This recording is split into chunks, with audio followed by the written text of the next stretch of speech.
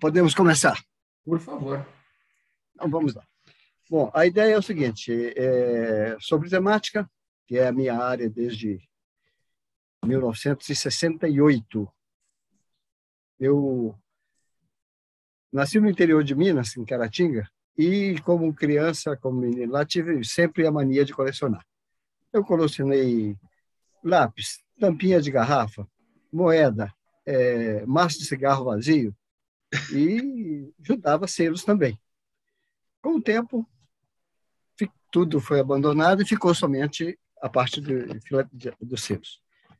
Em 68, quando fiz 18 anos, eu tive que mudar para Belo Horizonte por questões de estudo.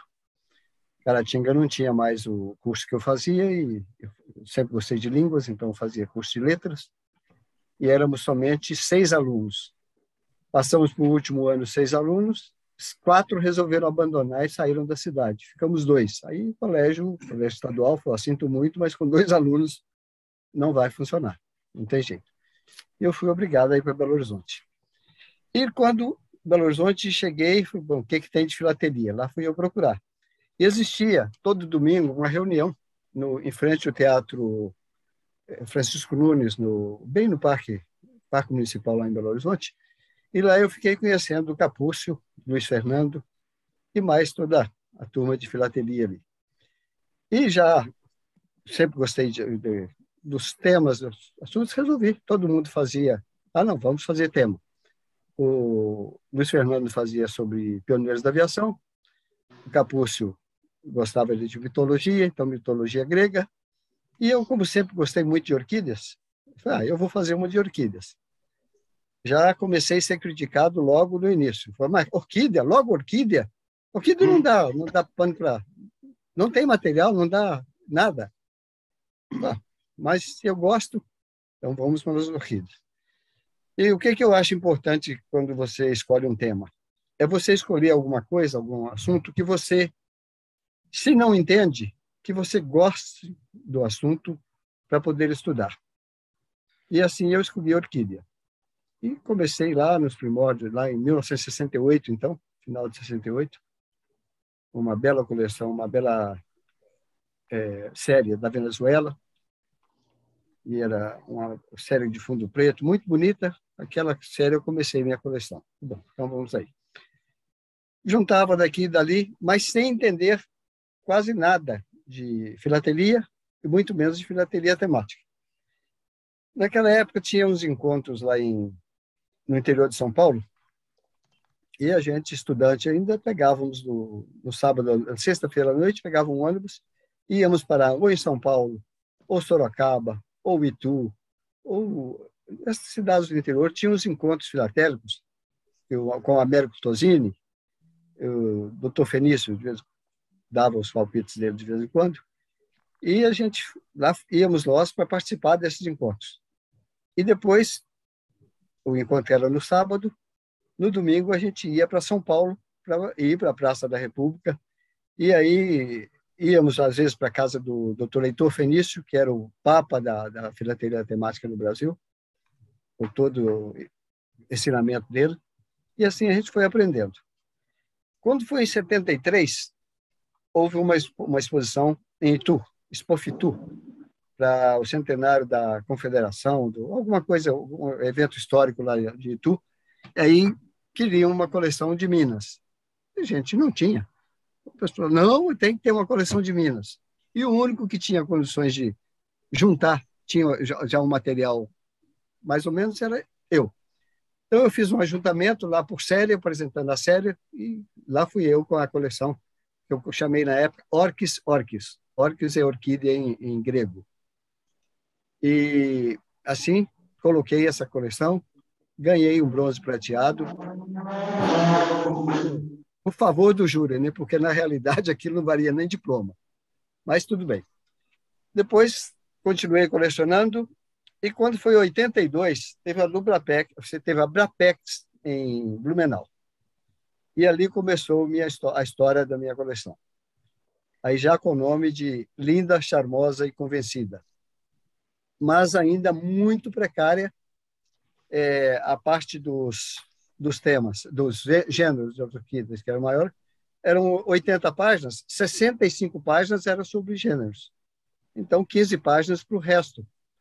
Conclusão, ganhei um belo bronze prateado e, pessoal, a coleção está muito bonita, mas, obviamente, o gênero aqui, a coleção toda é sobre gêneros, não resolve. Então, isso, para temática, isso não vale. Isso era o mês de maio de 82. Quando foi outubro de 82, teve a Lubrapex em Curitiba. Eu remontei a coleção toda,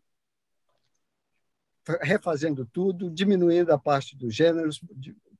Ficou uma coleção praticamente nova e já nos moldes temáticos da época. E lá fui eu ganhando prata nessa exposição. Foi um grande salto, mas dali começou minha coisa. O Ruben Clay era o melhor juiz temático na época. E antes de sair o palmarés, ele veio me dar parabéns, porque eu tinha feito uma coisa fantástica com um tema que jamais alguém tinha feito. Então, que eu tinha superado tudo, estava de parabéns. E eu, daquela coisa, foi bom. Eu acho que essa altura eu ganhei uma prata grande, né? Que de repente veio prata. Aí ele falou, mas não espere nada além disso não, porque você chegou ao máximo da coleção. E quando veio prata, eu falei, não, está ótima a prata, acho que tudo bem para o nível, mas esse não é o máximo. Eu vou além. Não espere muito não, porque o tema não ajuda, não existe material. Bom, isso é questão de pesquisa. Quando foi no ano seguinte, 83, teve uma brasiliana aqui no Rio, brasiliana 83. E a minha coleção não tinha gabarito para participar da brasiliana. Mas o general Pontes, que era quem mandava, era o presidente da FIP na época, e ele praticamente mandava na filatelia aqui no Rio, ele falou, não, você vai colocar a sua coleção. Mas só tive prata lá na Lubrapex. E coisa. Falou, não tem problema não, pode colocar que eu garanto, eu asseguro. E quando coloquei na FIP, na Brasiliana 83, uma exposição FIP, um juiz espanhol se encantou pela minha coleção e defendeu de todo jeito, e eu ganhei prata na FIP, uma coisa totalmente inédita, começando lá, saindo da prata nacional para a prata FIP.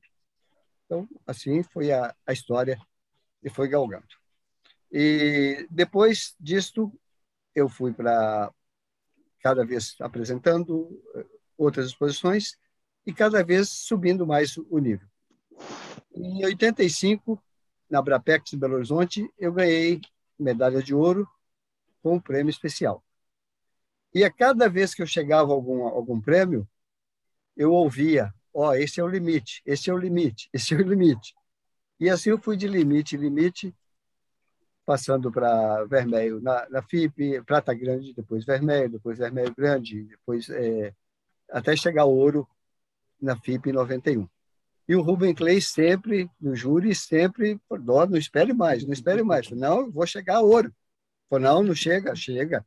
Quando cheguei no Japão, lá na FIP, na Filatok 91, ele, no júri, aí veio, eu tenho que tirar o chapéu, parabéns, você chegou, você conseguiu o seu objetivo, medalha de ouro. E assim foi a história. Quer dizer, então a gente não pode desistir por não ter incentivo, se o tema é fraco. Não existe tema fraco. Na realidade, existe tema mal pesquisado.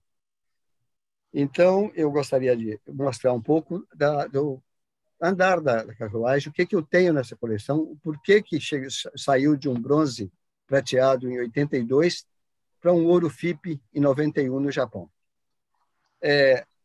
Uma coisa muito importante é a pesquisa. O plano da minha coleção está aqui, Pretty, Charming and Proud, linda, charmosa e convencida. Então, já começou a originalidade pelo título. Linda, charmosa e convencida. O que é isso? Já chamava a atenção. E se a pessoa fosse ler o roteiro, e dentro do roteiro eu dividi em várias coisas, eu fiz primeiro uma introdução, que daqui a pouco falo sobre ela, quem eu sou, depois onde eu nasci, ou como eu nasci, onde é que eu vivo. Eu não sou parasita, porque chamam muito a orquídea de parasita. Como eu cresço, e aí entra a minha família, dessa minha família, que é do gênero, onde eu tinha quase toda a coleção sobre o gênero no início, e depois isso ficou reduzido a poucas páginas, a 16 páginas de 120. Depois falo sobre os híbridos, sobre a polinização, sobre os inimigos das orquídeas, sobre os pesquisadores, os botânicos, e depois sobre a poesia, a orquídea na poesia, sobre a orquídea como representante, como flor nacional, como símbolo nacional, e sobre o uso da orquídea como decoração em várias coisas, e mais outras coisas, que eu não sou nada de superficial, não sou supérfluo, sou importante, e curiosidades a respeito da orquídea, e aqui eu sou a estrela principal até chegar à conclusão. Nessa introdução, eu começo a falar da história da orquídea, que o primeiro a falar da orquídea foi Confúcio, lá em Confúcio é 551 antes de Cristo. Então lá ele já falava sobre a orquídea e sobre o perfume da orquídea. E nessas pesquisas eu consegui localizar um cupom de resposta internacional, este que está aqui nessa página da introdução, isto lá da China. É uma coisa onde tem a orquídea descrita pelo Confúcio, onde ele se referiu a ela bem antes de Cristo. Esta é uma peça raríssima, eu nunca vi outra. Consegui, através de um correspondente que eu tinha na China na época. Depois eu conhecia essa peça por fotografia. Eu mandei a foto para esse correspondente lá e ele ficou procurando nos leilões. Até que um belo dia ele encontrou e me escreveu: achei, mas é cara. E eu falei: cara, quanto? Aí era cerca de $200. Eu falei: não, pode comprar, não tem problema. E $200 na China era muito dinheiro naquela época, mas eu não tenho dinheiro. Pode comprar, eu já mando o dinheiro para você. Peguei uma carta registrada, joguei lá $200 e mandei para ele os $200 por carta registrada. E chegou e ele pegou a peça e aqui está ela. Nunca vi outra, é de 1914 e tem uma orquídea que foi descrita pelo Confúcio. Está aqui. E depois eu falo o que é orquídea, por que é o nome de orquídea, porque orquis significa testículo em grego. E foi exatamente por causa da raiz dessa orquídea aqui, que leva o nome de orquis também, o gênero dela chama orquis, porque a raiz dela são 2 tubérculos exatamente parecendo o testículo, 2 testículos. Por isso ela teve esse nome. E o nome foi adotado para toda a família das orquídeas. E aí eu vou descrevendo quem eu sou e sempre mostrando o que é a parte da nomenclatura de uma orquídea. São sempre 3 pétalas, sendo 2 principais, os labelos, 3 sépalas e o labelo principal. Então, toda orquídea vai ter sempre 6 pétalas. 3 secundárias, as pequenininhas, as sépalas, e 3 importantes, 2 mais ou menos, e a terceira, que é a principal, é o labelo, que é a mais vistosa de todas. Sempre vai ser isso, não existe exceção. E aí, com isso, eu fui mostrando o que é a orquídea, falando sobre cada uma e mostrando peças. E em toda a página, eu sempre procurava colocar alguma peça, de preferência alguma variedade. No caso aqui, uma coisa do Brasil. Eu gosto muito desse tipo de variedade, que é, na hora de perfurar essa quadra da orquídea de 46, o papel dobrou e a picotagem saiu irregular. Então, essa coisa que é acidente realmente de impressão, e eu gosto muito disso e é muito interessante. Aqui, um inteiro postal do Japão de 1950.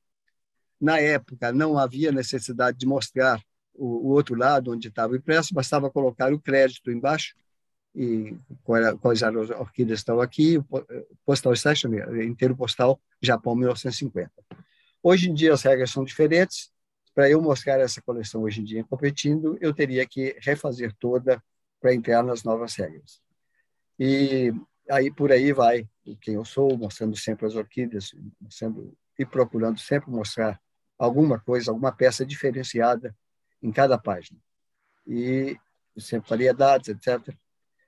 E depois, quando chega, como eu nasci, eu vou contar a história da orquídea, por que recebeu, etc., o que existe na literatura. Por exemplo, lá, os gregos diziam que a orquídea foi criada para o prazer da Ceres, que era a deusa da agricultura.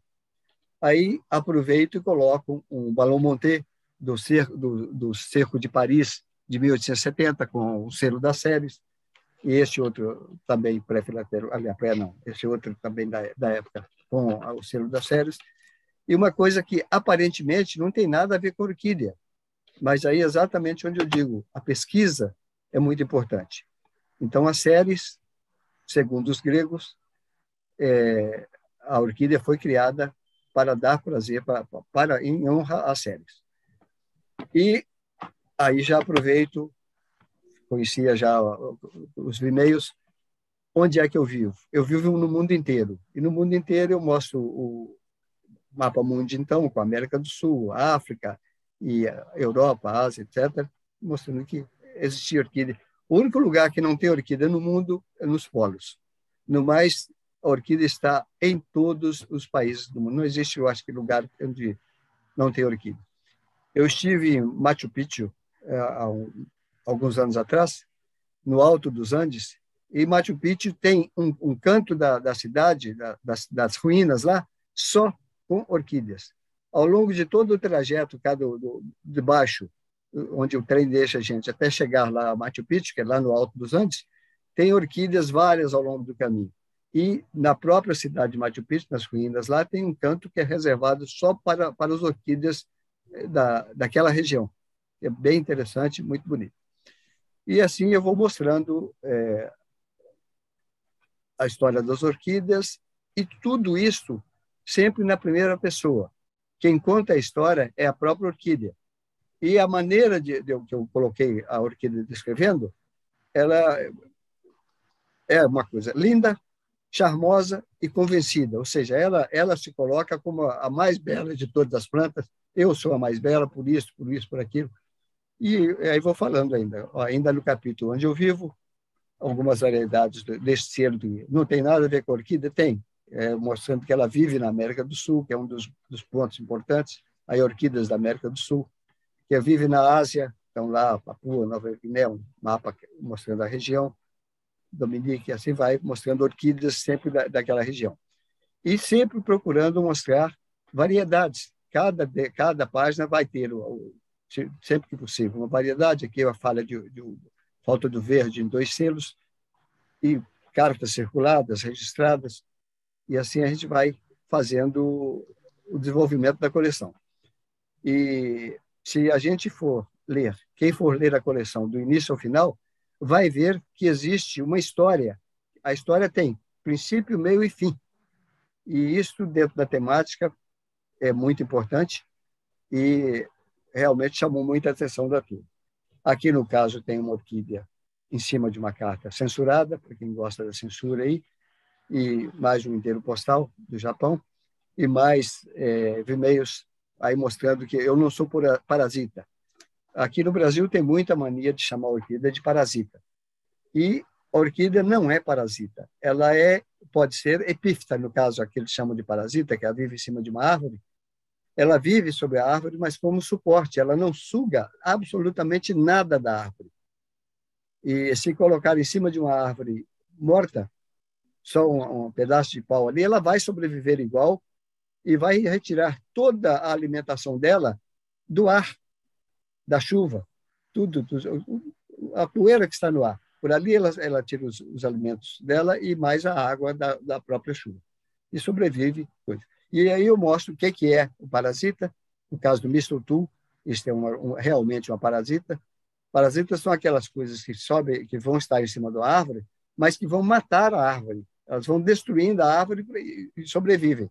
Suplantam, matam a árvore para sobreviver.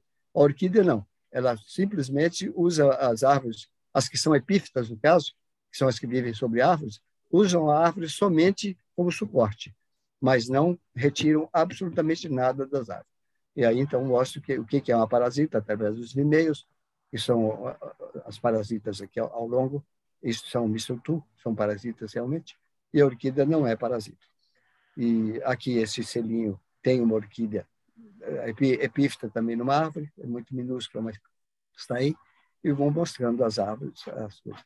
E aqui tem Clarice Lispector, que é uma escritora brasileira, não nasceu no Brasil, mas viveu no Brasil e é considerada brasileira. Ela fala na literatura dela, na poesia dela, sobre a orquídea. Então, coloco também um selo de... Aparentemente, não tem nada a ver com a orquídea, Clarice Lispector, mas justifica a colocação pela citação, pela coisa da poesia dela, onde ela fala da orquídea. E aqui está uma das páginas que ganharam o mundo. Como eu cresço? Essa coleção eu falo sobre o crescimento da orquídea, os vários tipos de crescimento, e, ao mesmo tempo, eu mostro essas provas da American Banknote com a orquídea saindo do zero. Então, um selo saindo do zero. Aqui só o quadro, depois o quadro com o início da orquídea, depois já com a flor, depois a flor já colorida, até a final já está pronto, e a prova final e o selo já como espécime. Então, quando eu mostrei isso, já na Brasiliana 93, 83 foi um sucesso total, e o pessoal ficou encantado, falou, isso aí é uma coisa inédita na temática. Aliás, nem sei onde que ano que eu mostrei isso aqui. Não foi em 83, não. 83 não tinha isso ainda. Isso todo coisa que ia falar sobre temática depois, quando eu mostrei essas páginas, eles citavam essa minha página como a criatividade, onde vai junto como eu cresço, mostrando o crescimento de um selo e falando sobre o crescimento da orquídea.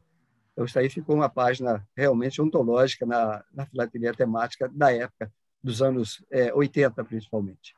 Foi realmente muito sucesso, 80, 90, todo mundo citava essas duas páginas, no caso, falando sobre o crescimento da orquídea e dos selos. E por aí nós vamos mais. Aqui nós temos um selo de Katanga com a pressão invertida, aliás, a sobrecarga, não é sobrecarga, não é sobrecarga, não. O nome do país, Katanga, invertido, e assim a gente vai procurando mostrar peças filatélicas diferenciadas e, ao mesmo tempo, não esquecendo de mostrar a parte temática. Cada página tem sequência na página seguinte, o fluido temático. E se vocês olharem a descrição, simplesmente, aqui é um inteiro postal, eu não escrevo que é um inteiro postal, hoje em dia eu teria que colocar inteiro postal do Japão, do ano tal, circulado para tal, etc, etc. E aqui simplesmente colocava o nome da orquídea que está mostrada no inteiro postal. Aqui é a mesma coisa, uma carta com 3 selos de orquídea, mas também não descrevo que é uma carta registrada, que é o que é exigido hoje em dia. Aqui já temos a página do Brasil com o selo de 46, uma prova sem o vermelho, e um decalque do mesmo selo. Aqui começo a falar sobre a minha família. Então, falo sobre a flor azul, que é raríssima, mas essa orquídea é uma flor azul. E aqui mais um defeito de impressão.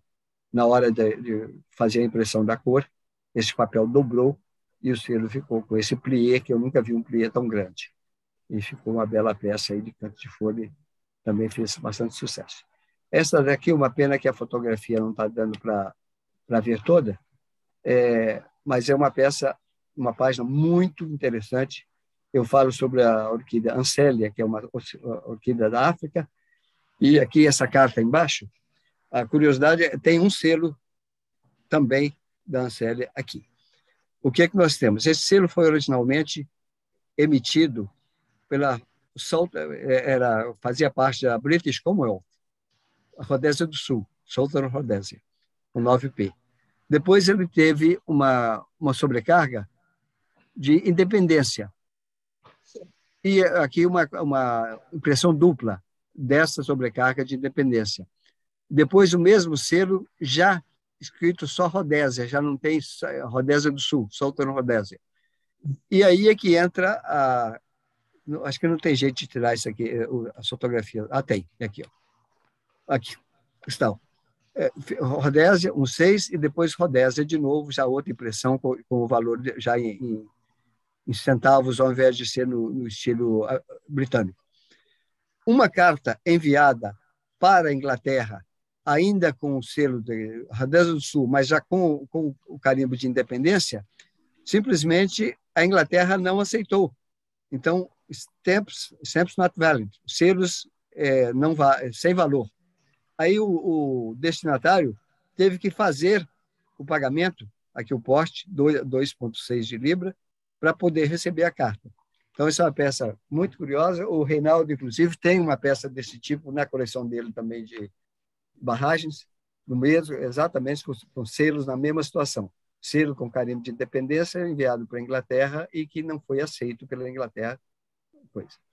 Aqui, voltando, já temos um estudo sobre a Ancélia, ainda sobre a Ancélia, o mesmo selo com Congo e Katanga, Sud Kasai, sempre o mesmo selo com impressões diversas. Evair, desculpa, se eu puder te interromper, se puder voltar aquela carta com stamps not valid. Aí, a minha dúvida é a seguinte, a não validade do selo foi por uma questão política ou efetivamente... Eles não aceitaram a independência da Rodésia. A Rodésia se declarou independente, passou a usar os selos da Rodésia do Sul, mas com carimbo de independência, e a Inglaterra não aceitou a independência. Outros países do mundo reconheceram, mas a Inglaterra não. Considerava ainda a Rodésia como Rodésia do Sul, pertencente à coroa inglesa. E quando chegou o selo lá, a carta da Rodésia do Sul, mas com carimbo de independência, eles não aceitaram, porque para eles a Rodésia continuava sendo Rodésia do Sul e não era independente. Então, esse selo não tinha validade. Mas aí tem uma questão. Política. A sobrecarga ela não deveria desvalorizar, ou ela não deveria cancelar esse selo dessa forma. Então, o selo continuava válido.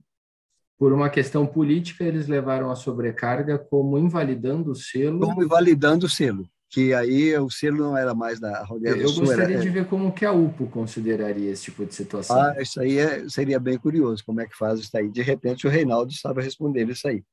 Porque ele tem exatamente uma igualzinha. Porque o selo está válido. O porte está pago. A carta foi entregue. Agora, ele não considerar isso por uma questão política. Mas tem outro exemplo mais para frente que você vai ver interessante. Aí o destinatário, então, para receber a carta, teve que pagar.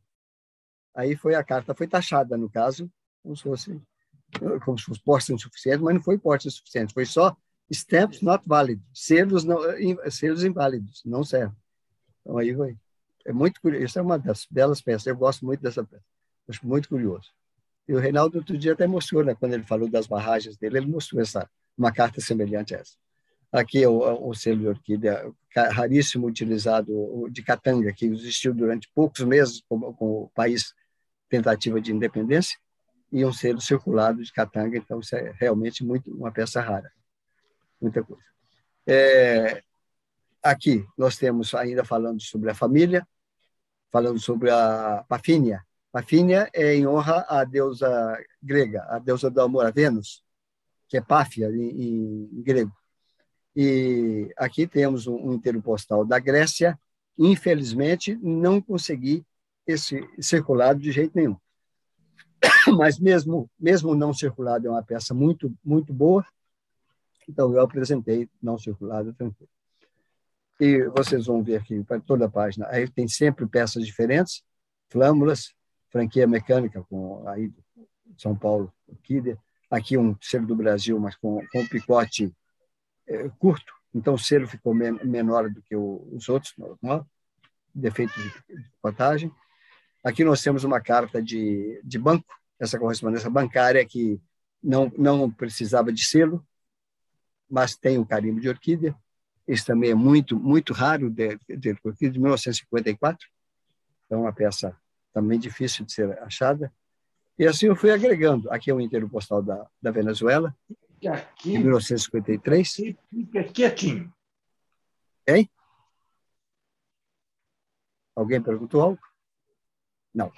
E aqui nós temos um aerograma, um telegrama da Austrália, de 1956, também.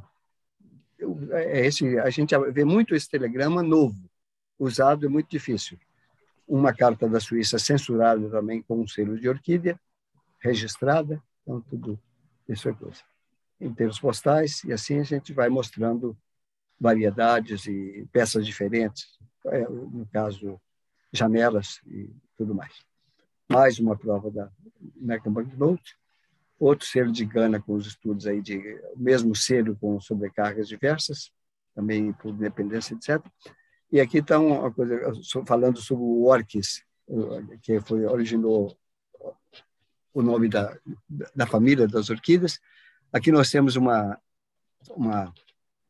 booklet, uma caderneta, que não tem como mostrar os selos, porque os selos ocupam exatamente o tamanho do coisa. Para mostrar o selo, eu teria que ter outra caderneta, mostrar uma aberta e outra a capa. O que me interessava está exatamente na capa aqui, orquídea. E aqui uma coisa muito curiosa, esse selo da Gibraltar, é exatamente esse mesmo aqui. No verso do selo está toda falando sobre a orquídea. Então, bem curioso isso, está na parte de trás, impressa também, todo o selo foi impresso com essa legenda no verso. Então, é uma curiosidade também, bem interessante. E aqui nós temos, falando já ainda sobre a família, sobre a baunilha, não sei se a turma sabe, mas baunilha é originária de orquídea. Então, é a orquídea vanilla, e os maiores produtores de vanilla são a Ilha de Reunião e a Ilha de Madagascar. Até hoje, no mundo inteiro, são os dois grandes produtores de baunilha. E depois tem um fato curioso que vou falar mais tarde sobre Madagascar.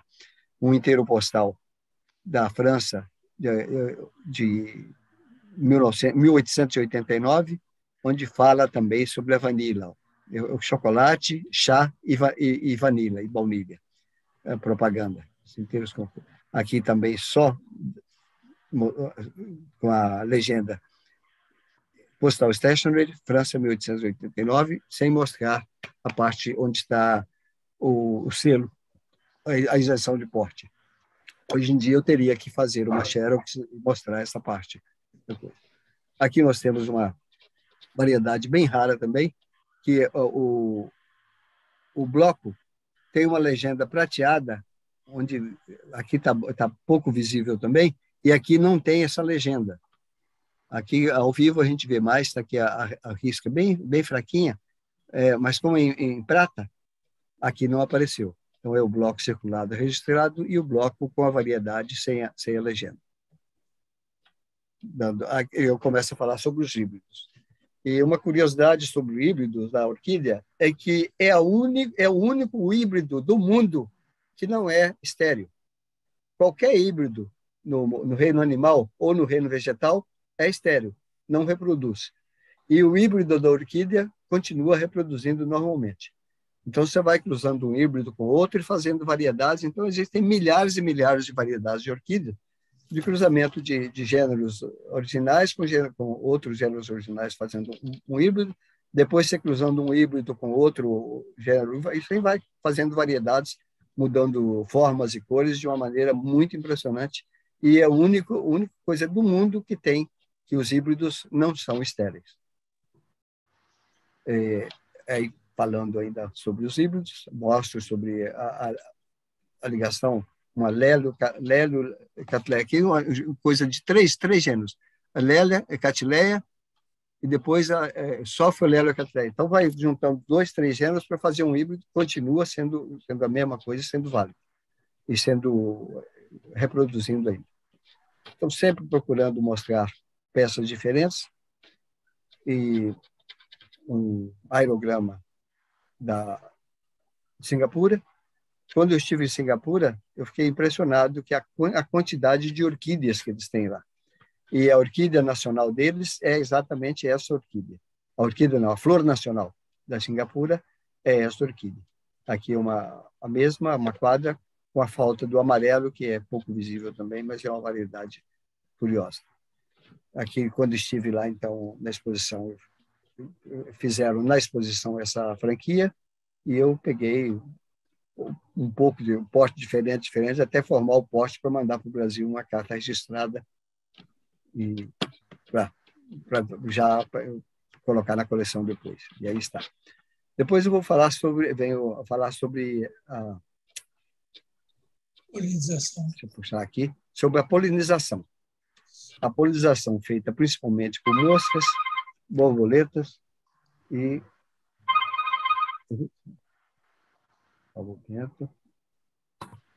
minha esposa ligando, mas ela está aqui do outro lado, na outra sala. Então, o telefone dela é louco, faz ligação sozinho.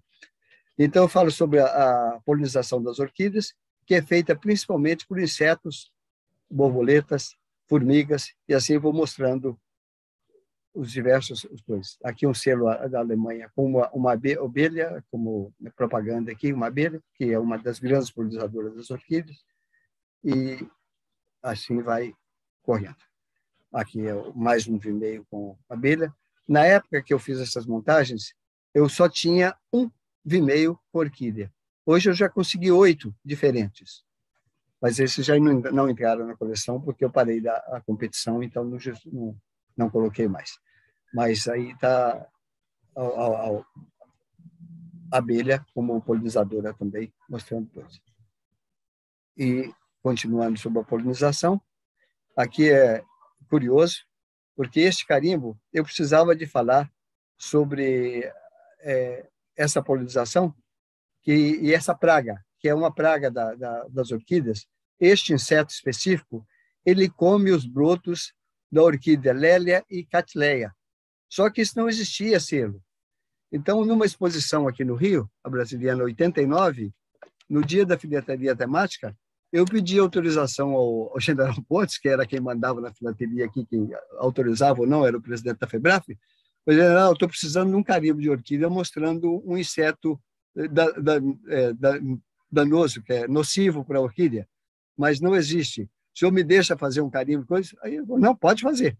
Aí eu pedi o Biagio Mazeu, aí de São Paulo, para desenhar. O Biagio, graciosamente, me fez esse carimbo e saiu o carimbo com o inseto e com uma orquídea Cattleya, e a planta aqui já danificada. Ele come as raízes da Cattleya e destrói a planta.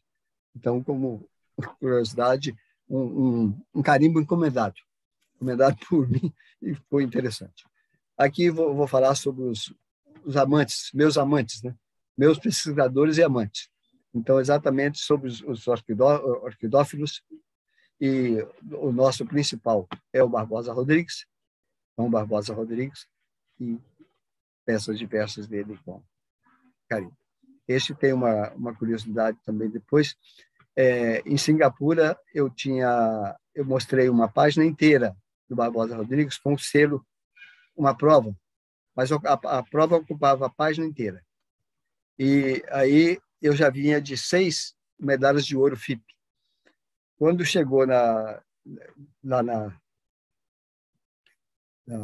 Singapura, em 1995, eu ganhei vermelho grande. Aí o Damian Legge, alguns devem conhecer, Damian Legge é um alemão, ele vive ele é suíço ou é alemão, ele vive na Alemanha ou é suíço-alemão ou é alemão-suíço. Sei que ele esteve no Brasil, na Brasiliana 89, ele aprendeu português em 2 meses, eu nunca vi alguém aprender português tão rápido. Hoje ele já veio várias vezes, inclusive aí em São Paulo, fazer palestras sobre temática, e é uma pessoa fantástica. E ele adorava minha coleção. E quando ele viu o vermelho grande na minha coleção, ele falou, mas por que vermelho grande? Se você já tem tantos ouros. Aí foi, quantos ouros tem? Aí fomos fazer as contas, eu já tinha 6 ouros FIP. Eu falei, não pode. E aí, de repente, apareceu um juiz alemão. Ele chamou o juiz e falou, vem cá, você julgou essa coleção? Ele falou, sim, julguei. Mas por que vocês deram um vermelho grande se ela já vem de 6 ouros FIP? Aí o alemão foi lá na página onde tinha o Barbosa Rodrigues, a página inteira de prova. Ele falou, isso aqui, Ele coloca isso como selo, mas isso não é selo. E ele não fala nada que isso não é selo, que não foi emitido. E eu do lado, e eu falo alemão também. Nessa hora, eu não aguentei, eu entrei na conversa. Falei, escuta, mas como não é selo?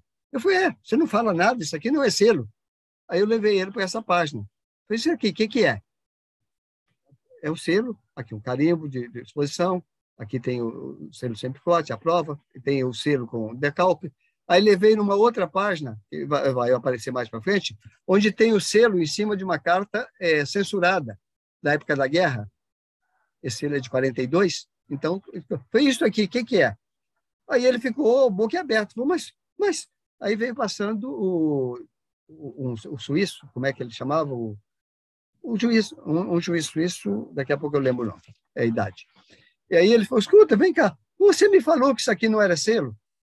Aí o suíço lá, o juiz, não falou absolutamente nada. Foi lá na primeira página da minha coleção, olhou da primeira à última página. Quando chegou lá na última página, virou para mim, sabe por que eu não dei ouro? Porque é você. Qualquer outro eu daria ouro, mas você pode fazer mais do que isso. O Damian só faltou bater nele. Né? Mas, seu sem vergonha, isso é maneira de um juiz julgar uma coleção? Não quer reconhecer que foi incapaz, pois foi injusto e vem com essa justificativa besta de que ele pode fazer mais. O senhor sabe que ele nunca apresentou a mesma coleção 2 vezes? A coleção é sempre, cada exposição tem 3, 4 páginas diferentes. E, aí, conclusão, fiquei com um vermelho grande, entre 6 ouros, um vermelho grande e depois mais 2 ouros. Então, curiosidade sobre Barbosa Rodrigues aí. E aqui, essa coisa saiu do lado, aqui vem outra curiosidade muito interessante. O Darwin, que nasceu em 1809 e morreu em 82, ele, nas pesquisas dele sobre ele fez um livro sobre orquídeas, sobre polinização das plantas. E ele encontrou na África uma orquídea gigante, essa daqui, Angreco sesquipedale, que a parte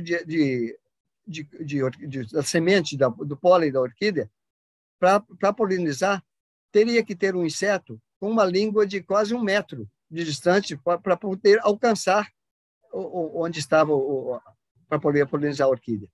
Mas não existia. Não existe esse inseto, mas como é que essa orquídea é polinizada? E ele escreveu isso no livro dele, e ficou sem... Ninguém conhecia. Quando foi quase 100 anos depois, eles encontraram essa borboleta. Exatamente uma borboleta, uma mariposa noturna, que a língua dela tem o alcance necessário para polinizar essa orquídea. Então, é um inseto que só poliniza essa orquídea.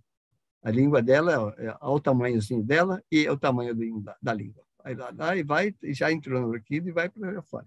A língua dela tem quase 1 metro de tamanho quando ela estica e aí poliniza essa orquídea Angreco sesquipedale da África. É muito curioso e faz parte da pesquisa temática. Essas coisas é que valorizaram realmente a minha coleção e que fizeram a diferença. Aqui tem o nosso Höhne também, que é um grande botânico brasileiro. E aqui temos mais uma orquídea secundária aqui da África sob uma carta censurada. E por aí nós vamos. E uma coisa de Paquebô, também uma orquídea sob uma carta de Paquebô. E a variedade de peças vai grande. Essa é uma coisa. O Roosevelt, o que tem Roosevelt a ver com orquídea? Ele era orquidófilo. Essa série da Ruanda mostra ele sempre coisa. Ele era filatelista e, além de filatelista, ele gostava de orquídeas. Então, a série toda mostra o Roosevelt com a orquídea do lado. E esse coisa é com a marca do castor no verso, a filigrana, que torna mais interessante. E vai para fazer uma pergunta? Por favor, à vontade. Você falou uma língua de quase 1 metro, então a borboleta deve ser bem grande, né? Ela não é tão grande. A língua é gigantesca, sim. Ela é uma borboleta grande. A borboleta é uma mariposa, né? Noturna. Só aparece à noite. Só que a língua dela é muito, muito maior do que o tamanho dela. Ali, por essa coisa que eles fizeram, o desenho proporcional aqui, você viu. Ao tamanho dela, ela é grande. Essa orquídea aqui tem mais ou menos uns 30 centímetros de tamanho.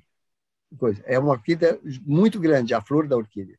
É uma Eu tô, flor branca. eu tô vendo no Aparece celular qual é a página da esquerda ou da direita? da direita, aqui onde eu estou mostrando aqui. Ó. Essa é a orquídea, ó, que saiu do lugar aqui.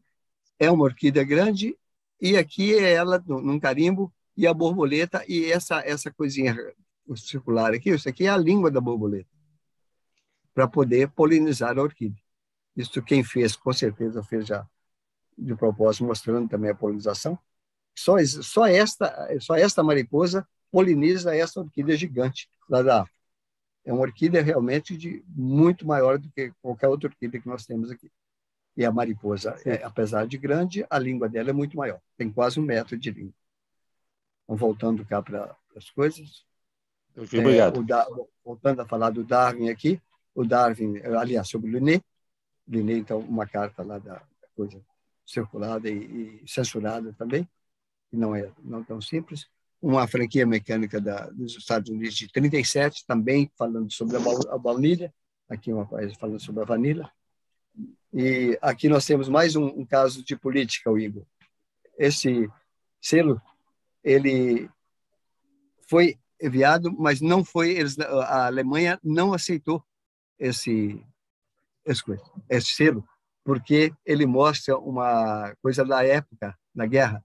O selo, aliás, não é a Alemanha, foi mandado para a Polônia. E a Polônia não aceitou esse selo da Alemanha, porque falava exatamente sobre o episódio de uma das guerras deles lá, onde houve um genocídio, uma coisa grande, feito pela Polônia. Aí a Polônia não aceitou e devolveu a carta. A carta, então, foi não aceitada. Aí entra a parte política também. Não aceitaram um selo por motivo político, apesar do porte estar correto, tudo correto, o tempo que pagou não tem nada a ver com isso, mas as autoridades postais da Polônia não aceitaram o selo da Alemanha por causa da cena mostrada aqui, que era uma cena de guerra que denegria a Polônia. E o carimbo de orquídea que justifica a colocação dela aqui. Aí aqui eu falo, mostra a curiosidade. Não, o selo usado neste cartão não foi aceito foi Tchecoslováquia, né, Polônia não, devido a razões de guerra, e o cartão foi devolvido ao remetente sem ser entregue. Então, o destinatário não recebeu esse cartão. Ele foi devolvido, ainda bem que devolveram, e não só, não destruíram, porque não era uma carta registrada, podia simplesmente ter jogado fora e ficava por isso mesmo. Aí devolveram para a Alemanha. E assim eu pude ter essa bela peça na coleção. Essa franquia mecânica aqui é da Dinamarca, também da baunilha, é de 1948, também é peça que eu diria que única, nunca vi essa peça em lugar nenhum. Isso eu fui comissário da Rafinia em 87 na Dinamarca, e aí lá fiquei conhecendo um senhor Felício Slay, tinha um temático fantástico. No dia seguinte ele me levou de presente essa franquia mecânica e me falou, guarda com carinho porque isso não existe. Não coisa, é sobre baunilha, já que você fala sobre baunilha na sua coleção. Então isso aqui é da baunilha de 48, mas é uma peça raríssima aqui na Dinamarca mesmo. Você não vai encontrar outra e realmente nunca viu. E todo mundo que tinha contato comigo, que via minha coleção, então, onde você conseguiu essa franquia? E não tem como conseguir, nunca vi uma seguinte. Oi. Oi. Me permite só um comentário? Por favor. Esse selo alemão, ele tem uma história interessante. Ele é de meados dos anos 50. Isso. E o nome dele é 10 Jahre Vertreibung, que significa, numa tradução bem assim, rápida, né? 10 anos do despejo, né? 10 anos da expulsão. Então, ele é um selo que é alusivo à expulsão dos alemães que foram assentados no leste europeu durante a guerra. Então, para a Tchecoslováquia, que foi um país que sofreu um bocado com a Alemanha, né, e que teve eles não aceitaram esse selo, que é da época da Guerra Fria, né? Os anos 50, eram 10 anos que tinha acabado a guerra, então tem uma história muito bacana nesse material. Olha, meus muito parabéns. Interessante. Muito interessante. É coisa curiosa. As curiosidades da temática. Assim nós vamos já caminhando já quase para o final. Aqui é mais uma coisa de pesquisa. Shakespeare. O que tem Shakespeare a ver com orquídea? Também tem. Ele vai falar sobre as orquídeas também nos seus poemas, exatamente no Macbeth. Sobre long purpose e dear man's fingers. Exatamente falando, são nomes, apelidos de orquídeas. Isso comprovado. Purple Delman Finger. Sobre Shakespeare, menciona minhas espécies conhecidas como orquis máscula e orquis maculata, usando o nome popular de então, long purpose e dead man's finger. Isso no texto dele. Então, aí justifica a colocação do Shakespeare também na coleção. Aqui uma prova normal, e essa aqui tem uma história de vida interessante.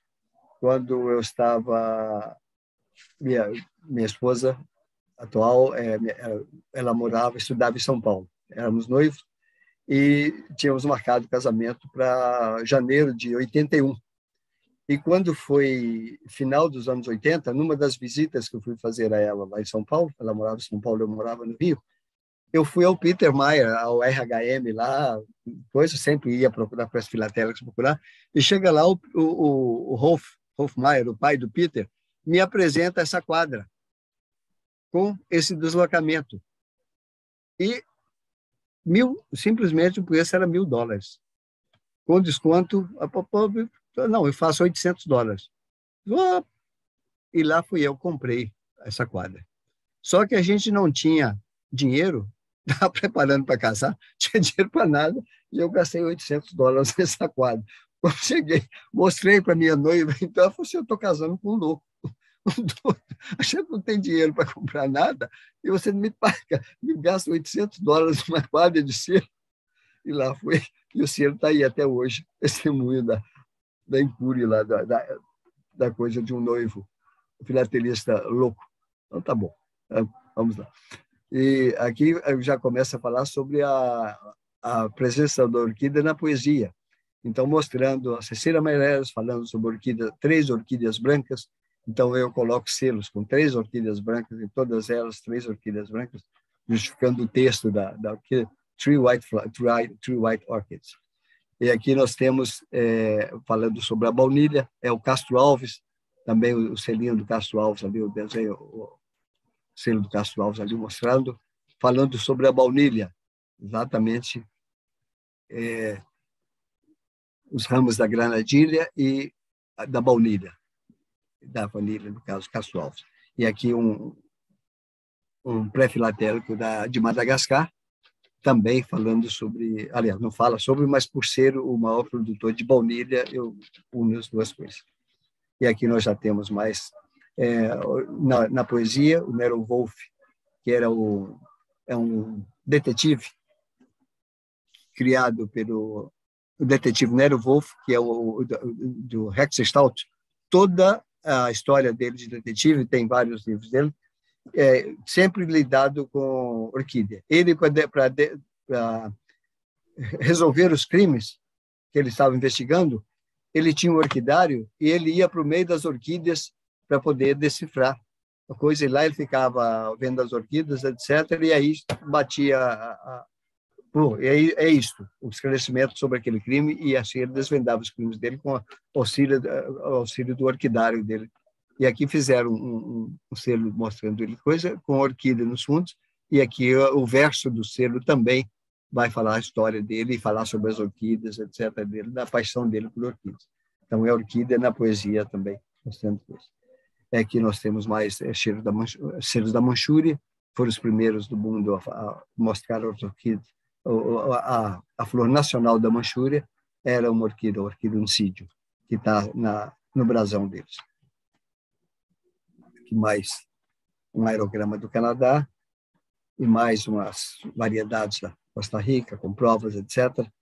Mais outro tipo daquela do crescimento do selo, mas aqui já falando sobre a orquídea como diplomata. Ela é a flor nacional da Colômbia. Então, essa é a flor nacional da Colômbia, essa Cattleya. E aqui nós temos a orquídea do Brasil ainda com prova de cor verde clara, que não foi emitido. O emitido no final foi o azul.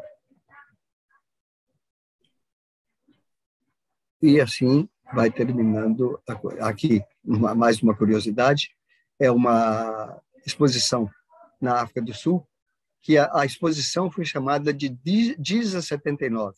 Era uma exposição internacional da FIP, chamada DISA 79, e a DISA é exatamente um gênero de orquídea, e o logotipo da exposição era exatamente a orquídea, que está aqui o logotipo dela, e no próprio carimbo, o logotipo também da coisa, da exposição, orquídea.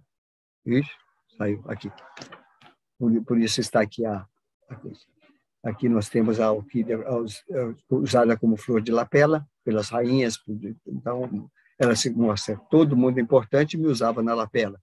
E assim vai, mostrando sempre que é a mais bela, a mais bonita de todas, e vai por aí a história. Aqui o único Vimeo que eu tinha na época, onde apresentava realmente duas flores de orquídeas, um Vimeo de cumprimento de aniversário de casamento. Aqui, uma quadra, é a única quadra, assim, quadra de um selo simples, que eu tenho na coleção, porque as outras quadras que eu tenho são sempre variedades, justificando pela raridade. Agora, este selo era um selo de valor, era o maior valor nominal da série, eram 5 libras de coisa, e uma quadra dela muito cara, coisa, então justificava, pelo valor pecuniário, colocar a quadra toda. E não é fácil achar uma quadra também, e é cara. Aqui já a orquídea também, como a orquídea, usando os nomes das orquídeas, por que essa daqui, essa chama orquídea, eu ponho como meus truques de imagem. Essa daqui é orquídea eyelash, sobrancelha. Então, o labelo da orquídea faz lembrar a sobrancelha do olho da gente. Aqui já chuva de ouro, e aqui já uma orquídea palhaço, então realmente aqui não, orquídea monge, realmente a orquídea parece um monge rezando, então essa coisa. Aqui a orquídea escorpião, então ela tem um formato como se fosse um escorpião, e aqui a orquídea sapatinho, o sapato de Vênus, ou mocassim, por causa do formato do labelo dela, mais uma caderneta com ela. E aqui a orquídea espelho, então o labelo dela é como se fosse reflete mesmo, como se fosse um espelho, bem curioso. Aqui a orquídea aranha, então faz imitação de coisa. Isso muitas vezes aqui a orquídea pomba, coisa para ficar parecendo uma pombinha ali depois, a cabecinha da pomba. Muitos desses nomes foram dados nomes populares, da aparência dela, e aí fica interessante. Aqui falando supérflua, não, eu sou tão importante, aqui é curiosidade, mais uma quadra que eu tinha esquecido dela. Na época da emissão desse selo, em 1948, uma carta aérea para os Estados Unidos custava 700. Foi emitido um selo de 80 cents de dólar, altíssimo. Não se usava para absolutamente nada dentro dos Estados Unidos. O único uso deste selo era para exportar caixas de orquídeas do Havaí. Então, caixas de orquídeas, exportavam muito, mandavam muita orquídea do Havaí. Está aqui o selo dos Estados Unidos mostrando as ilhas do Havaí e o moço segurando um ramo de orquídea. Eles mandavam muita orquídea, a Havaí é um grande produtor de orquídea, mandavam as orquídeas para o continente, para os Estados Unidos. Mas para mandar isso, tinha que colocar numa caixa, e essa caixa, com até 1 libra, ou seja, até meio quilo, custava exatamente 80 centavos. E não tinha espaço para colocar 80 centavos de selo nas caixas. Então, eles fizeram um selo de 80 centes só para as caixas de orquídea. Infelizmente, nunca consegui circulado, né, porque seria um pedaço de uma caixa e ninguém guardava pedaço de caixa, obviamente. Não tinha nenhum filatelista, infelizmente. Se tivesse guardado, então não tem. Mas está aí o Havaí e a história do selo de 80 centos dos Estados Unidos para justificar o valor, era só para exportação de orquídea. Aqui um aerograma da Inglaterra, circulado exatamente o primeiro dia de circulação, 17 de outubro de 1939, primeiro dia de uso do aerograma, então circulado coisa com envelope original ainda. E aqui mais uma carta taxada, que mandaram a carta sem porte, e o carimbo de orquídea branca, e foi taxado quando chegou no destinatário. Bem curioso. E aqui, mais uma curiosidade, ainda estou falando, não sou supérfluo, sou tão importante que essa exposição teve o meu nome e houve um voo, um pidograma, exatamente durante a exposição. Então, saía a orquídea, um pidograma utilizado durante a exposição. Então, bem curioso e bem difícil também achar esse pidograma, que os colecionadores de pombo e de aves, então, isso aí vai encaixar melhor na coleção de aves, mas para mim encaixa perfeitamente por causa do Disa 79, que é a orquídea Disa. Aqui já ainda falando sobre a baunilha, e essa peça é um BLP da Itália. Eu voava para lá e, obviamente, onde eu ia para a Casa Filatélica. E um belo dia cheguei numa Casa Filatélica lá em Roma, procurando BLP, alguma coisa de BLP, quando de repente eu encontro não só um, mas 2 BLPs falando da baunilha. Nunca vi outros, já passaram muitos BLPs pela minha mão, já vi centenas de BLPs, nunca vi outro com propaganda exatamente aqui no caso ele fala da baunilha, a confeitaria de chocolate e mandorle avanilhado. Então, aqui é a baunilha, e aqui também a mesma coisa, falando sobre mandorle, amêndoa baunilhada, então, recoberta com calda de baunilha. Então, BLP, bem curioso. Aqui Evair. Oi. Sim. Desculpa, o que seria o BLP? BLP, Busta Lettere Postale. Isso foi na época da Primeira Guerra Mundial, para custear, ajudar as famílias dos que ficaram cegos, foram muitos que ficaram cegos na Itália por causa da Primeira Guerra. Eles lançaram era uma Busta Lettere Postale, deixa eu pegar um original aqui.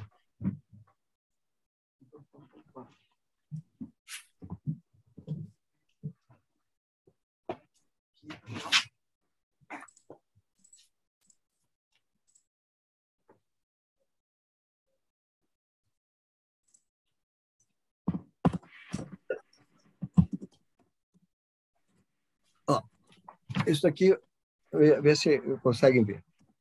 Isso é um BLP original. Vinha com o selo pregado, Busta Lettere Postale. E a favor da Federação do Comissário de Assistência aos militares cegos, estropiados e mutilados na Primeira Guerra Mundial. E aí seria algo parecido com o Roland Hill, porque então seria um inteiro postal, com anúncios dentro, mas nesse caso os anúncios eles ajudavam a gerar dinheiro, a gerar fundos para as famílias. Para a família dos mutilados. E eram muitas propagandas. Aqui, a primeira propaganda deste aqui é propaganda de uma bebida, uma mulher, e no interior, a propaganda de gasolina, benzina, e aqui, veja só, páginas. Aqui é a página para a pessoa escrever e do lado mais propaganda. Qual é o peso de uma peça dessa? Desculpa a curiosidade, mas qual é o peso de uma peça dessa? Dentro de uma coleção? Não. Uma peça dessa. Não, eu digo o peso só para entender, porque parece que tem tanto anúncio que a peça ficava até mais cara do que um porte básico de um interpostal. É só um envelope, ó. É só uma página com uma outra folha digamos, uma folha tamanho A4 por dentro, dobrada. Ó. Tá. É mais ou menos tamanho A4. Então daria umas 20 gramas. E propaganda ao longo de todas as coisas, propagandas, as mais diversas propagandas. Então, com isso, tem propaganda de tudo enquanto é tipo. Outro dia eu mandei um para o James, que era um menino na frente falando voio, quero em linguagem infantil do italiano, eu quero, então voio. Aí ele tentou pegar essa peça num leilão lá no eBay, mas perdeu, ficou como segundo lance, e me falou, coincidentemente, eu tinha exatamente a mesma peça, aí falou, você quer? Tá aqui. Ele ficou feliz da vida de ter a peça, coisa com propaganda. Mas é uma peça muito benquista nas coleções temáticas, vai chamar sempre BLP, que é a abreviatura de Busta Lettere Postale. Legal. Busta Lettere. Isso é muito, muito curioso. Obrigado. É muito interessante. E tem coisas as mais diversas.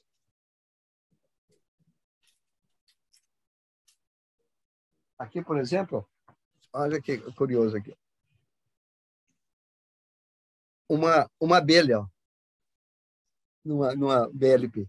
Aí também com coisa. E aqui na frente, ó, um gato. Para quem faz aqui, mamíferos, coisa bem interessante. É extremamente temático, porque... Extremamente temático. Tá. Tem tudo. Esse aqui, infelizmente, botaram o carimbo, mas não foi circulado. Então, coisa, mas isso não importa. Ele circulado ou não circulado é coisa. E hoje, você quando entra no BLP, no eBay para ver BLP, o preço do BLP é em função do selo que está pregado. A propaganda, eles não ligam para a propaganda. Mas tem o BLP aí anunciado a $500, 270, 250, 270 dólares, que eu olho, não tem nada que interessa a coisa. Mas o que importa para quem coloca essas peças é o selo. E os selos de BLP alguns deles são caríssimos.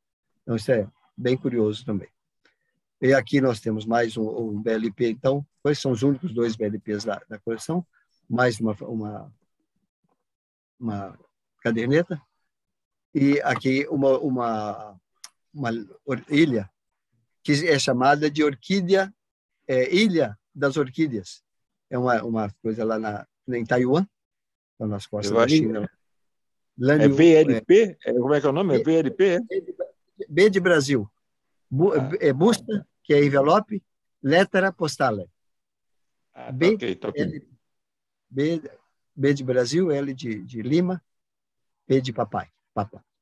Aqui, aí falando de Sumaré, aí em São Paulo, Sumaré significa o nome popular de uma orquídea. É uma orquídea que era mato na região de Sumaré, quando foi fundada a cidade, é Cytopodium punctatum. E aí eles colocaram a orquídea, Cytopodium, como símbolo, como peça principal do brasão deles. E aí eu consegui uma peça, obviamente, circulada, registrada, com a R até, com o carimbo do brasão, uma franquia mecânica, na época que existia no Brasil ainda. Essa é de 1984. Também pedida lá, aí uma só com carimbo puro e simples, Sumaré. Sumaré significa orquídea Cytopodium punctatum, é o apelido dela, o nome popular dela na época. E Sumaré aí é por causa disso também, por causa dessa orquídea. Aqui mais uma coisa, um inteiro postal da França de 1880 e pouco. Aqui também é propaganda de baunilha em cima de um inteiro postal, um envelope pré-selado, coisa. E aqui vem mais uma curiosidade, que mostra a parte da pesquisa temática, ainda sobre o capítulo sobre que eu não sou supérfluo, um carimbo de Coca-Cola. Aí vão perguntar, mas o que tem Coca-Cola a ver com orquídea? Não sei se vocês se lembram, alguns anos atrás, a Coca-Cola resolveu mudar o sabor. Então, apareceu Coca-Cola com um novo sabor. E não fez sucesso nenhum. E aí apareceu num jornal americano uma notícia sobre a Coca-Cola, a volta da Coca-Cola para o antigo sabor. E sobre Madagascar. Madagascar, o principal produto de exportação deles até hoje é a baunilha. E o maior comprador de baunilha de Madagascar se chama Coca-Cola. É a Coca-Cola. Quando eles resolveram mudar o sabor da Coca-Cola, o que eles resolveram foi colocar baunilha sintética, ao invés de colocar a baunilha natural. E aí pararam de comprar a baunilha de Madagascar. E Madagascar quase foi à bancarrota, quase faliu o país. Simplesmente, o produto de exportação deles, eles não tinham mais para quem exportar, porque era tanta baunilha que eles produziam, era tudo comprado pela Coca-Cola, e de repente a Coca-Cola parou de comprar, eles não tiveram, igual agora o Brasil vendendo carne, e de repente a China parou de comprar carne, o pessoal entrou em desespero. Assim foi Madagascar, a Coca-Cola parou de comprar baunilha, e Madagascar não tinha como sobreviver sem conseguir vender baunilha. E foram, não sei se alguns meses ou chegou um ano, e Madagascar quase faliu, e aí, para voltar ao antigo sabor, a Coca-Cola teve que voltar a comprar a baunilha de Madagascar. E aí saiu uma publicação no jornal americano falando um dos segredos da fórmula secreta da Coca-Cola é baunilha natural. Então tem baunilha. E aí, narrando isso, e um correspondente meu, amigo meu lá, americano na época, já falecido hoje em dia, que colecionava orquídeas também, ele viu esse noticiário no jornal e imediatamente me mandou isso. Aí já para a sua coleção, já que você expõe aí, eu vejo curiosidade aí sobre Coca-Cola. E assim eu falo sobre a baunilha, a presença de Coca-Cola e a história do quase falência de Madagascar por causa da exportação de baunilha e da Coca-Cola parar. E aqui nós temos mais uma peça com Barbosa Rodrigues, da época da guerra, ainda com carimbo tudo da exposição. E aqui mais uma curiosidade sobre coisa. Este selo da Guiana, ele foi impresso com orquídea de cabeça para baixo. Aí, quando eles notaram a gafe, eles reimprimiram o selo na posição correta. Então, essa é a posição. Aqui está a orquídea original, o selo original, qual seria isso aqui? E a posição correta da orquídea seria... Não, a posição correta da orquídea é esta. Então, eles puseram o selo a orquídea de cabeça para baixo. Aqui o selo está mostrado de cabeça para baixo, para a orquídea ficar na posição correta. Aí depois, então, eles reimprimiram o selo, mostrando o selo na posição. Aí eu mostro toda a gama com as diversas sobrecargas que existem sobre esse selo e falando sobre essa curiosidade coisa. Então, um estudo filatélico em cima de um único selo. Então, fiz uma página sobre essa coisa, bem curioso. E aqui, todo mundo conhece a pata de vaca, que é muito decorativa. A pata de vaca rosa é chamada de árvore de orquídea em alguns países da América Central aí, mas não tem absolutamente nada a ver com orquídea, a não ser o formato parecido com orquídea, mas só parecido. Quando vai analisar tudo, não é a mesma coisa. Essa aqui também, como é chamada de orquídea dos pobres, é uma da planta da flor da pata de vaca. Então, é chamada de orquídea dos pobres, porque é uma planta muito comum, muito usada em decoração de cidades, e assim vai. Mais uma coisa sobre a baunilha, sempre baunilha, que é muito curiosa. E aqui o carimbo mais raro de orquídea que existe. A primeira exposição de orquídeas da Alemanha, em 1913, portanto, há 100 e poucos anos atrás, e o carimbo, então, da exposição Orchidausstellung, a exposição de orquídea. É peça também dificílima de achar, principalmente circulada. A gente acha esse carimbo sempre em cima deste selo alemão, mas esse carimbo de favor, não carimbo circulado. E esse está circulado. Mais uma coisa, e assim vamos chegando ao final. Aqui, falando sobre um concurso para escolher tecidos, aí o que ganhou, o tecido mais bonito que ganhou lá em Singapura foi exatamente o que mostrava diversas orquídeas, entre os quais a orquídea nacional deles, a Wanda aqui. Então, isso a orquídea sempre mostrando que ela é bonita.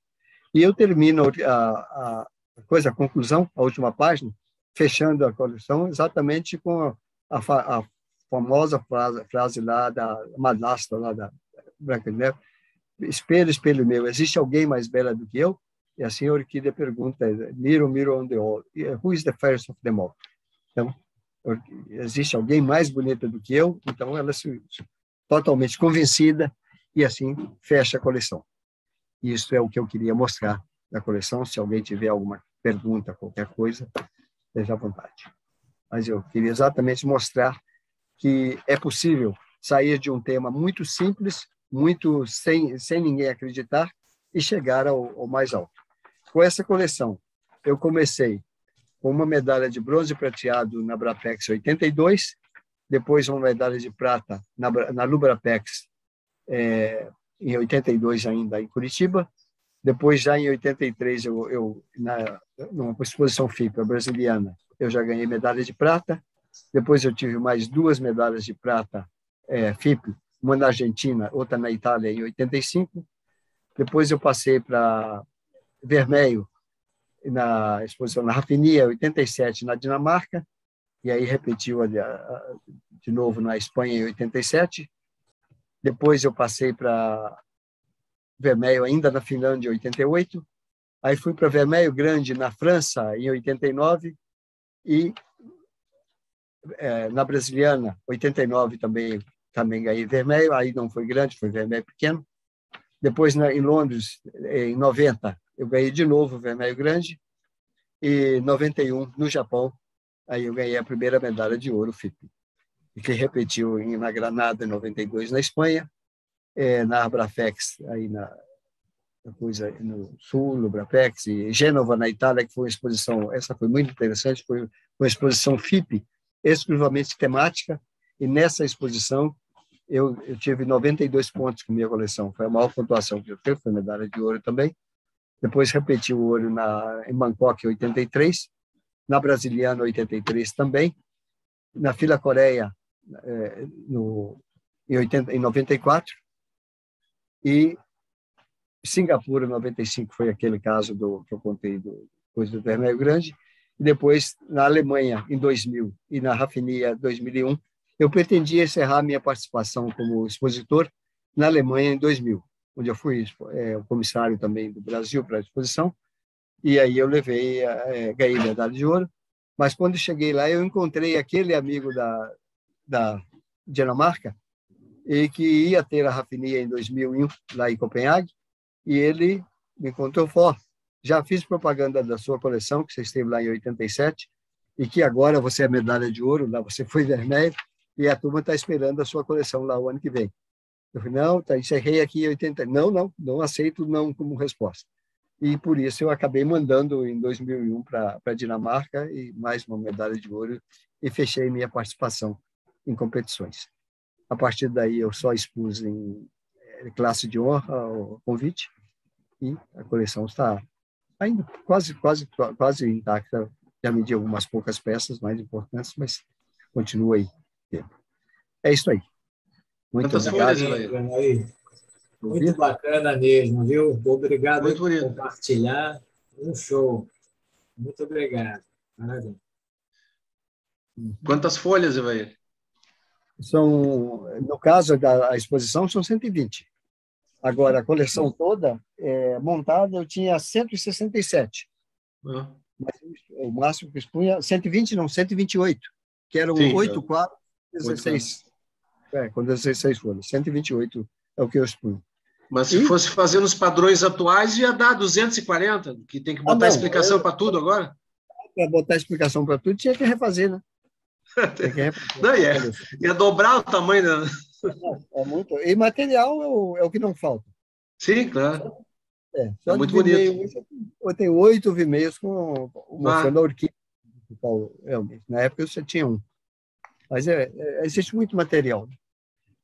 Mas eu fui juntando material até 2000. Depois eu parei. Em 95 eu parei. Aí hoje em dia eu não compro mais as novidades. nada disso, né? Não justificaria mais. Parei da coisa. Mas tenho muita coisa de orquídea. Eu diria que são dezenas de álbuns conselhos de orquídea. Para o que tem. Vocês terem uma noção, estou dando uma girada na coisa, isso é uma pequena parte da coisa. Isso é uma das partes. Tem outra que fala com muito mais coisa. Oi. Estava aqui a ver o catálogo do Palmarés. O Palmarés do Lubrapex 82, com a medalha de prata para o José Iveiro Soares de Sá. E o Palmarés da Lubrapex 86 já com medalha de ouro. Já com medalha de ouro, isso aí. Já com medalha de ouro, sim, senhor. Muito bem. É linda, charmosa e convencida. Então está comprovado aí que eu não falei mentira. Aí foi.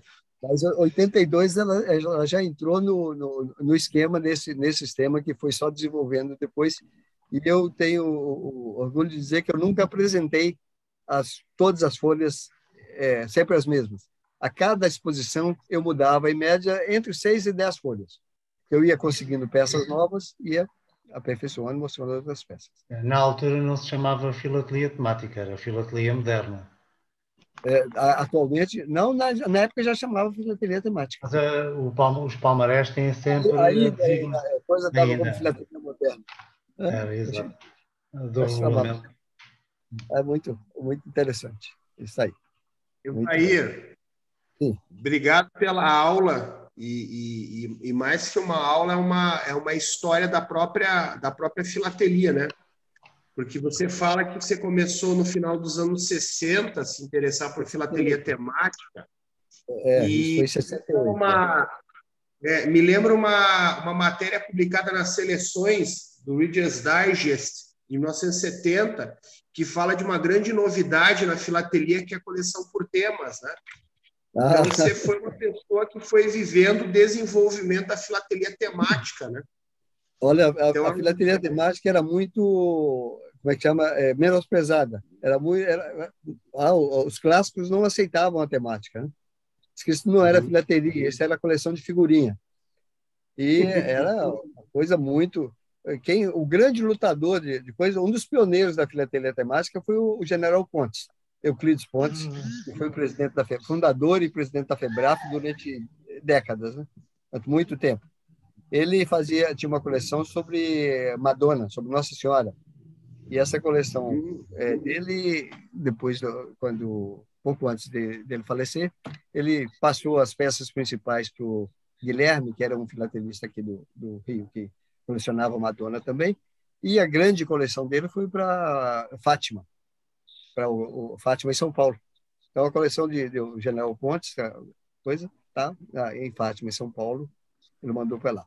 Agora, o grande incentivador da temática mesmo do Brasil se chama Heitor Fenício. Heitor Fenício era o defensor, assim, para ir um dia para a reunião das histórias com arma de fogo, com um revólver. Porque o pessoal falou, se alguém falar mal da temática, está aqui. Botou o revólver em cima da coisa para uma reunião tratando para fazer a Lubrapex, a Brasiliana 79. A Brasiliana 79 era para ter sido Exposição Mundial FIP temática. Foi organizada, o Dr. Heitor Fenício queria que fosse temática, etc., e conseguiu da FIP para ser temática. Depois os clássicos, não pode fazer uma coleção só temática, não vai ter público, não vai ter sucesso, etc. Aí introduziu a Interamericana clássica junto com a Brasiliana 79 e entraram os clássicos, porque Portugal tinha feito uma exposição temática FIP, não sei se foi 77, 76, não sei, e aí Brasil 76. Exatamente, e o Brasil ia fazer em 79 a exposição temática FIP, e aí acabou entrando a clássica junto. Mas o Dr. Fenício era aquele fanático mesmo com a filatelia temática, defensor de unhas e dentes. E ele tinha uma coleção chamada Um Bacilo Ameaçou o Mundo. Era sobre a tuberculose. E ele era fantástico com as coleções dele. A gente, nessas viagens que a gente fazia para São Paulo, para esses encontros filatélicos, no domingo a gente muitas vezes foi parar na casa dele. O porão da casa dele era o estúdio filatélico dele. Então a gente passava lá praticamente o domingo todo aprendendo filatelia com ele, da coisa, ele mostrando as coleções, falando o que era importante na edição filatelia temática, e assim fomos. E quando nós surgimos lá em Curitiba, o Biagio Mazeu era juiz. Eu não sei se foi em Curitiba ou se foi na Lubrapex em 82, e ele depois fez um artigo sobre a exposição, e falando dos os 3 diabos da filatelia temática, o surgimento de 3 promissores colecionadores, que era exatamente eu, o Capúcio e o Luiz Fernando. Os 2 chegaram muito antes de mim à medalha. Eles já começaram lá na Brapex com o Vermelho Grande, e depois chegaram ao ouro logo, pois com a exposição. A coleção do Luiz Fernando sobre pioneiros de aviação era um primor. E a do Capúcio também sobre mitologia grega era única também, era fantástica. Ganhou medalha de ouro logo nos inícios, logo que eles começaram. Eu que fui nesse passo a passo de medalha em medalha até chegar ao ouro em 91. Mas eles chegaram logo em 80 e poucos, logo começaram e já chegaram à medalha de ouro. É muito bom. Evair, a Mundial Temática, as minhas desculpas, não foi em 76, foi em 77. 77. Então, 79... É isto o catálogo. Foi no Porto. Foi no Porto. E aí, em 79, o doutor Heitor Fenício queria fazer a brasiliana no Rio, também só a temática. Mas acabou entrando depois a Interamericana, no caso, junto para dar mais público. E foi lá no Hotel Nacional, e foi um grande sucesso também. É muito bom. É isso aí, gente. Mais alguma pergunta, mais coisas? Estamos à disposição. Mas eu acho muito importante na temática a gente ter o cuidado de primeiro estudar o assunto. E um assunto nunca é esgotado, com toda certeza. Se você gosta do assunto e estuda, você vai descobrir alguma coisa para jogar, incluir na coleção. Veja, uma coleção de orquídea, falar sobre Coca-Cola, falar sobre como é que chama? O Roosevelt, que aparentemente não tem nada a ver. E assim falar sobre diversas coisas aqui, sobre as coisas mais diversas, que aparentemente não teria nada a ver com a orquídea. Falar sobre os insetos, a polinização, falar sobre as guerras. Não, é muita coisa. Muito curioso e muito prazeroso a gente. Sobre literatura. Então, onde é que fala sobre orquídea? Então, mostrar o Castro Alves, que fala da baunilha, o Shakespeare. Então, e assim a gente vai pesquisando e mostrando, e assim você vai enriquecendo a coleção de peças diferentes. Então, não sei quantos tipos de peças eu tenho na coleção, mas são dezenas e dezenas, de franquia mecânica, flâmulas, carimbos. Quero parabenizá-lo. Muito bom. Isso aí. E quem tiver a fim de fazer temática, não desanime com um tema que pode parecer que não vai a lugar nenhum, mas vai. Até hoje, a minha coleção de orquídea foi a única a chegar à medalha de ouro no mundo inteiro. No máximo, teve agora uma coreana que chegou à medalha de vermelho pequeno. Mas ninguém chegou nem a vermelho grande por enquanto. E ouro, por enquanto, não apareceu nenhuma outra.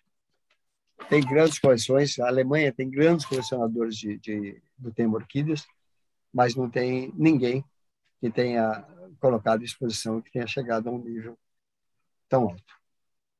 Mas a gente não pode desanimar. O Bonifácio aí, né, César? Pode ir firme que tem chance. Tem chão. Vai. Tá a caminho, vai. Com paciência a gente chega lá. Caminho aí, não pode ter muito. Oi? Sim, parabéns aí, tá ok? Um estudo bem elaborado, bem estudado, né? Bem E também pela sua persistência, de ir buscando cada vez mais, né, para seguir nessa quantidade de ouros aí. Muito parabéns, ficou muito legal. Achei muito bacana a tua exposição também e tua palestra. Parabéns, tá ok? Muito obrigado. Isso aí. Mas tá bom.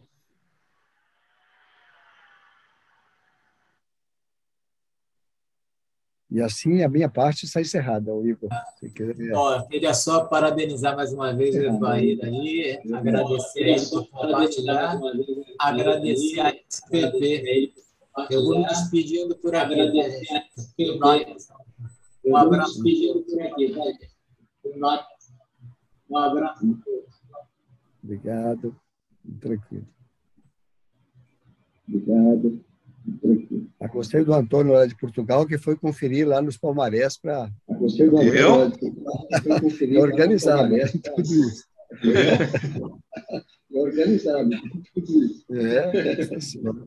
Tudo aí. Vamos ver se o rapaz está falando verdade. Está. Tudo aí. Vamos ver se o rapaz está falando verdade. Pois é, se eu estivesse inventando alguma coisa, tinha ficado mal agora. Hein? Pois é, se eu estivesse inventando alguma coisa, tinha ficado mal agora.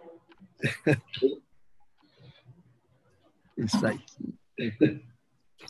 Mas eu estive em Portugal também, bons momentos aí nas exposições, muita coisa bonita, muitas peças bonitas. Então, Evair, você conheceu os jurados portugueses todos, da época? Conheci bastante, todos da época. O Porto Carreiro. O Castanheira da Silveira. Silveira, sim. Eu também os conhecia todos. O Castanheira já morreu, infelizmente. Não é? Já foi. Já. E os outros ainda estão nativos? Porto Carreiro? O Porto Carreiro não, está afastado da filatelia. Já há uns anos. Questões de política filatélica. Isso aí, infelizmente, existe muito. O Brasil também. Sim. Política federativa e afins. É isso aí. Bom, Evair, pode falar.